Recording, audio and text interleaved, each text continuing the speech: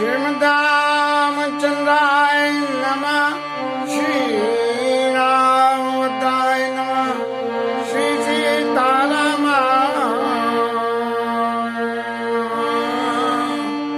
और करे अपराध को और पावो पलवो अति विचित्र भगवंत गति ओ जग जाने।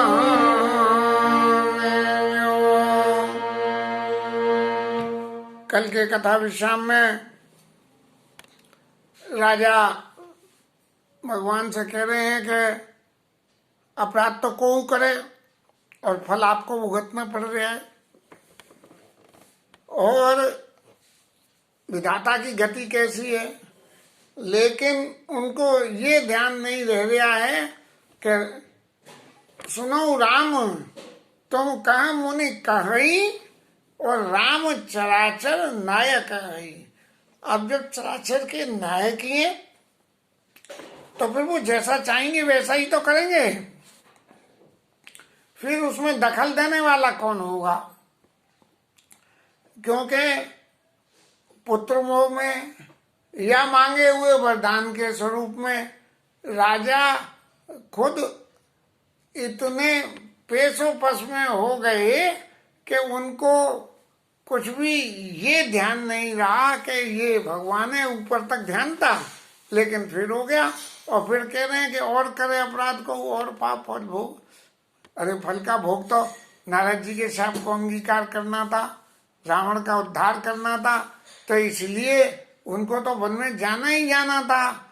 लेकिन राजा दशरथ अपने पुत्र मोह की वजह से और ऐसी बातें कहने लगे।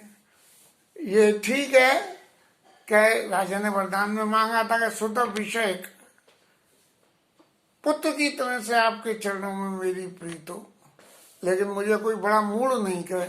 अब मूड तो नहीं कहे, पर इस भगत की बातें ये सामान्य तौर पे ऐसी कही जाएंगी कि भैया ये तो एक ऐसी मूड पने की बात हो गई कि एक तरफ तो तुम भगवान मान रहे हो और एक तरफ कह रहे हो कि और करे अपराध को और पाप फल भोग।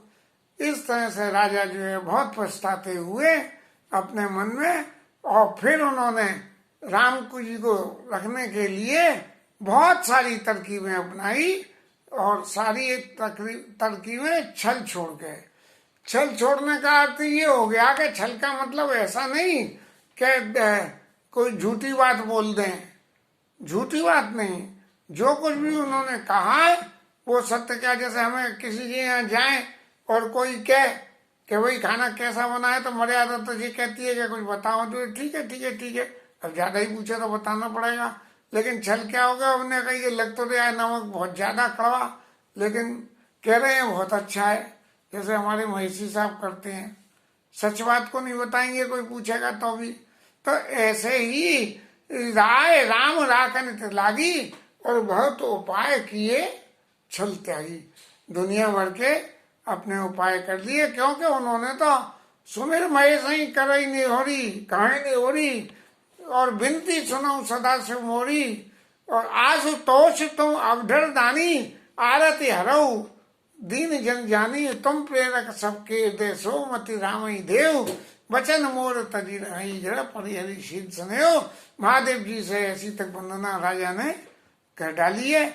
लेकिन इस सब वंदना का नतीजा ये बिल्कुल नहीं है कि वो कोई छल कर रहे हैं।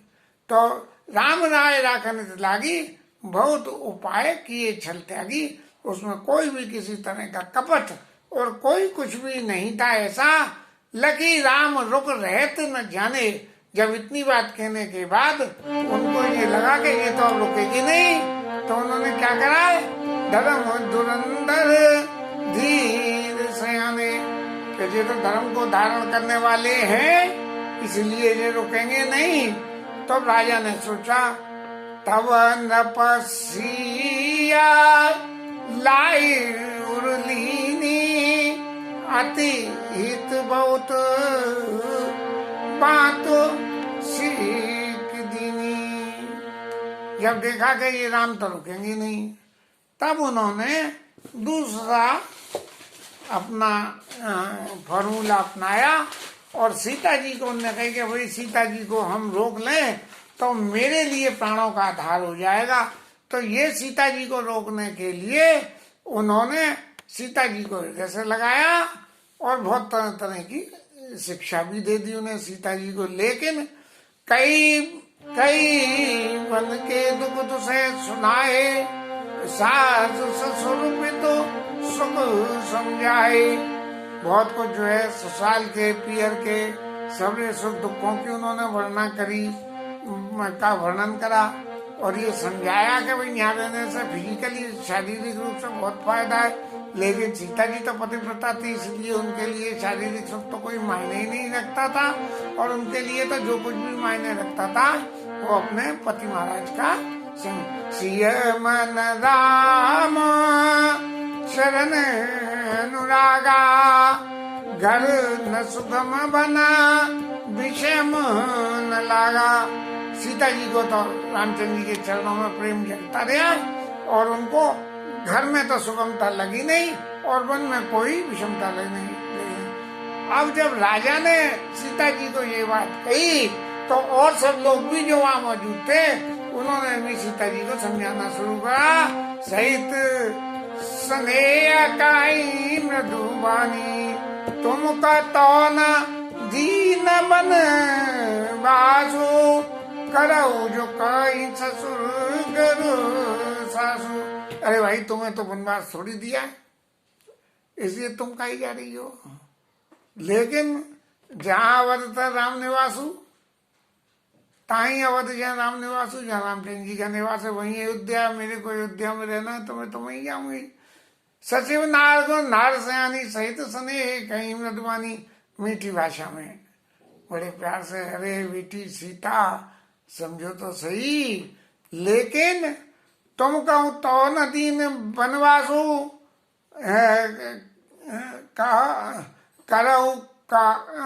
करऊ जो कहीं ससुर गुरु सासु। जो लोग सास ससुर लोग कह रहे हैं उस बात को तुम करो। सिक शीतलित मधुर मृदो सुन सीतैन सुहान, शरद चंद चंदन लगत जन चकी अकुलान। सीता जी को वो शिक्षाएं जरा भी अच्छी नहीं लगी और जैसे चकवा चकवी शरद के चंद्रमा की चांदनी को छुपने से विकल हो जाते हैं, ऐसे उनको। अब ये तो यहाँ तक के प्रसंग में इन लोगों के जिनको वन में जाना है उनके चरित्र की बात रही, और अवाई जी ने वन में भेजना है, जो वन में भेजने के कारक है उनकी क्या स्थिति है, इसका वर्णन करते हुए गोस्वामी जी लिखते हैं। सीयत सकुच बस उतर न देई, और सो सुने तमक उठी कही कही। सीता जी को उत्तर तो देती नहीं है क्योंकि उत्तर देने से तो अवज्ञा हो जाती है, इसलिए वो चुप है मर्यादा में। लेकिन जे सुन के और कैकई को एकदम हो तमक गई एकदम, और उसमें गुस्सा में आके उसने क्या करा, मुनि पट भूषण भाजन आनी। मुनियों के पहनने के लिए बर्तन भाड़े और श्रृंगार का जो भी सामान होता है वो ला के सामने रख दिया और आगे धरी बोली मृदुवानी। आई तो जो आग के गोले की तरह से थी, और वाणी कैसी बोली, बड़ी मीठी वाणी में क्या कही, न पाई प्राण प्रिय तुम रघुवीरा, शीला चने न शाण वीरा। राजा को तो आप प्राणों के समान प्रिय हो और अपनी शीलता स्वभाव की वजह से तुम्हें तो छोड़ सकते नहीं है, इसलिए सुखत सुजस परलोक नसाऊ, तुम्हें ज्ञान बन कहीं गिराऊ। चाहे कितना भी इन्हें दंड मिल जाए उसके अगेंस्ट में, परलोक नष्ट हो जाए, श्रेष्ठ नष्ट हो जाए, लेकिन तुम्हें बन जाने के लिए कभी नहीं गएंगे। भूपति वचन मानसम लागे करई न प्राण पयान। अब आगे राजा की तो वो स्थिति हो गई, न खाते बने न छोड़ते बने।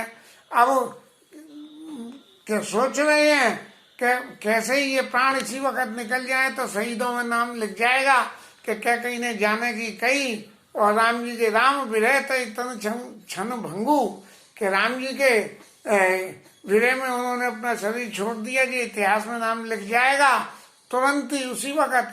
लेकिन शरीर तो फिर भी पीछे उसी विरह में छूटा है, लेकिन तुरंत होने से कुछ बात और हो जाती, इसीलिए राजा प्रार्थना कर रहे हैं कि इसी वक्त ये मेरे प्राण क्यों नहीं निकल जाते हैं। लोग विकल मूर्छित नर नाहू और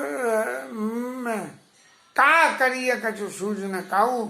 सब लोग जो है बहुत, राजा तो बेहोश हो गए और सब लोग बहुत दुखी हैं और ये सोच रहे हैं कि क्या करें और क्या नहीं करें। और फिर जब कैकेयी ने मुनिपट भूषण भाजन जानी आगे धर बोली मृदवानी, तो जो उन्होंने आगे रख के कही थी तो राम तुरत मोने वेश बनाई,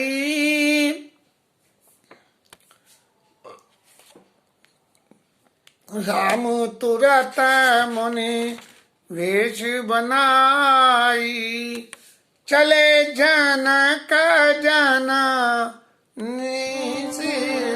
नाई।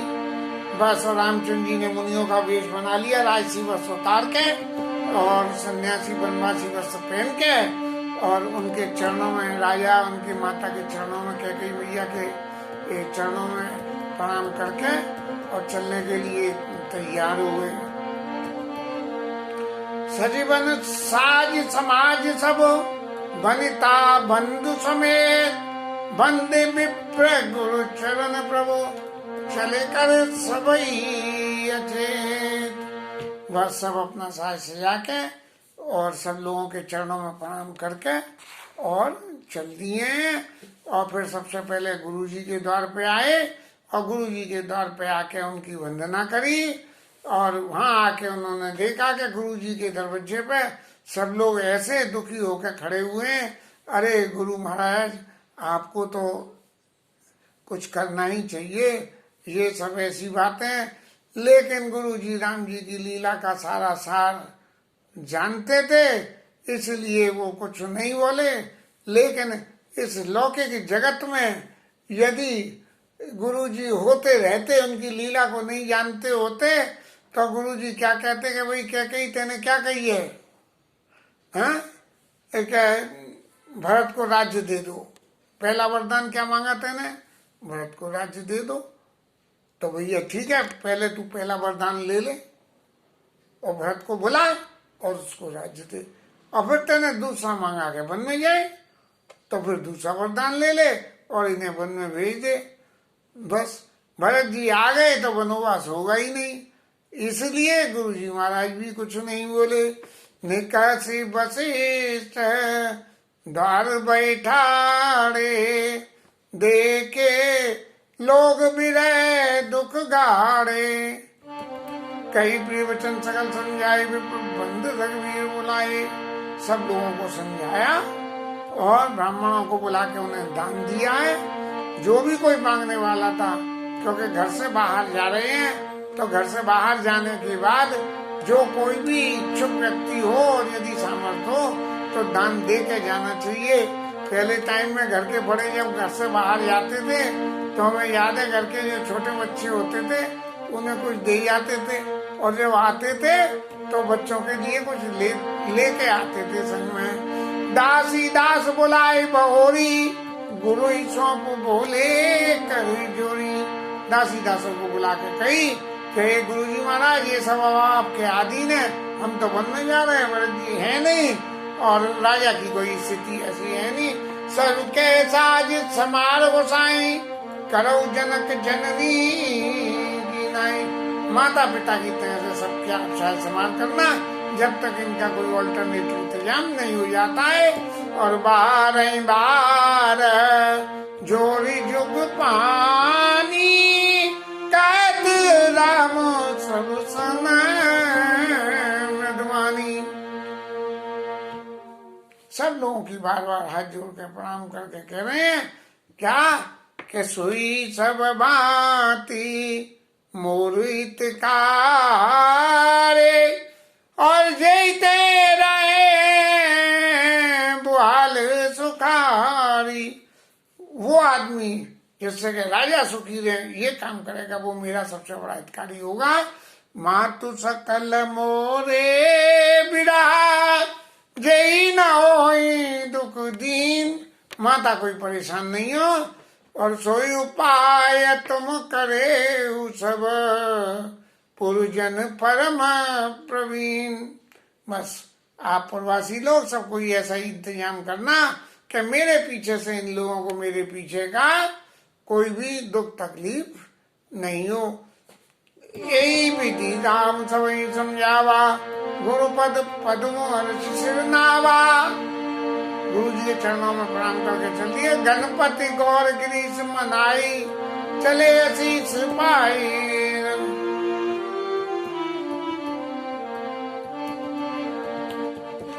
राम चलत भयो विषादु, सुन न जाई पुर आरत नारू।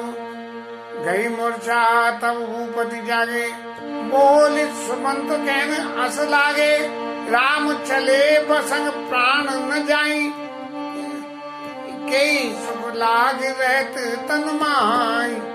एते कवन व्यथा बलवाना, जो दुख पाई तजई तनु बाना। उन्हें धर धीर कही नर नाव, ले रत तात राम संग जाऊ। ले रत संग तात तुम जाऊ। राजा को तो इतनी बुरी स्थिति हो गई कि कैसे ये प्राण निकल जाए, और फिर कह रहे हैं कि अरे ऐसी कौन सी बड़ी व्याधा होगी कि जिस व्याधा को और बाकी रह गई है, जिस व्याधा को सुन देख के और ये शरीर को छोड़ के ये प्राण जाएंगे।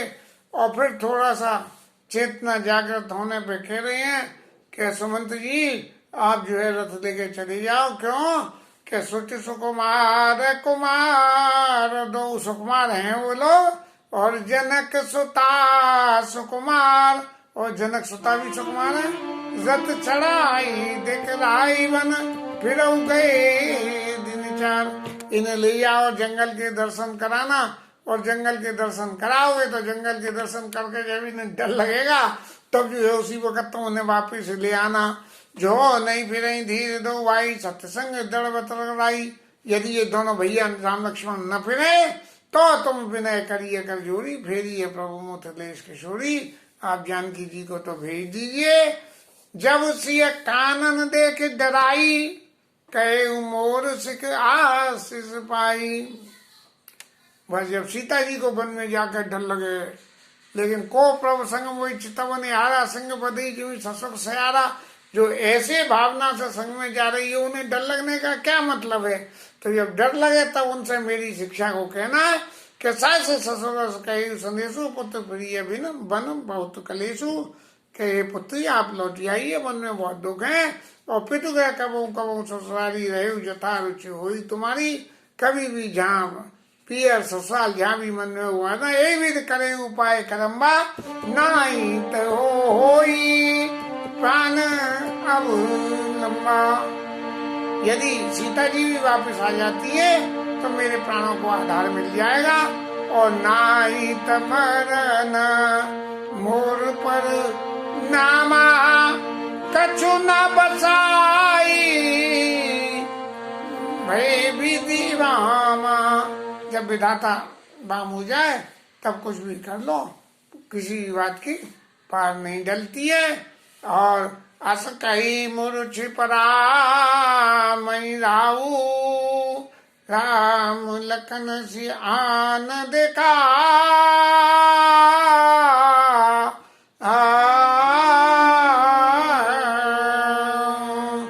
ऐसा कह के राजा मूर्छित हो गए। और सीता जी और राम को इनको मेरे को ला के दिखाओ, इस स्वरूप का ध्यान करते हुए राजा मूर्छित हो गए हैं। और भाई रजा यसु नाई सिरा, रत अति बेग बनाई। गए जहां बाहर नगर सिया सहित डोबा।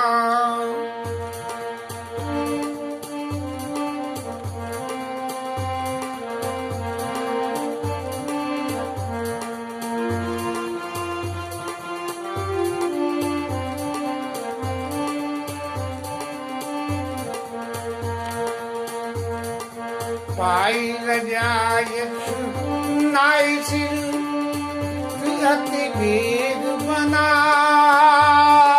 गए उजान बाहिर नगर सिया सहित डोमाई। बस सुमंत जी रथ को सजा के तुरंत, क्योंकि उसमें सवारियां 3 बैठेंगी।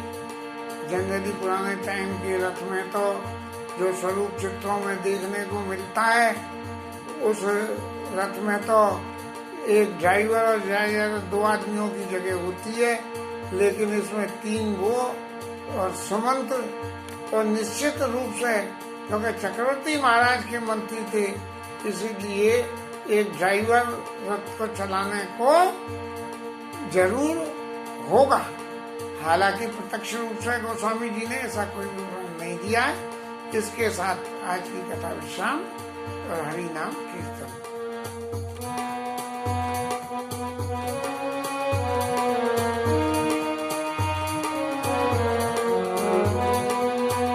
हरे कृष्णा हरे कृष्णा कृष्णा कृष्णा हरे हरे।